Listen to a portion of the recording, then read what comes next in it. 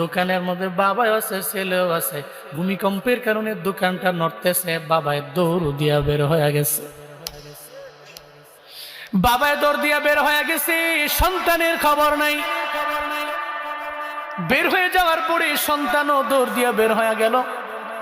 সন্তান বের হয়ে যাওয়ার পরে এরপরে বাবার হুঁশ ফিরল, সন্তানটারে কোলের মধ্যে উঠে নিয়ে নিল। এর মানে দোকানে মনে নাই, দোকান থেকে বের হওয়ার পরে সন্তানটারে কোলের মধ্যে নিল।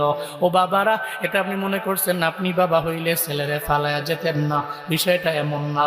যখন মানুষ বড় বিপদের মধ্যে পড়ে যায়, ও তো তার ছেলের খবরও নেয় না, মেয়ের খবরও নেয় না।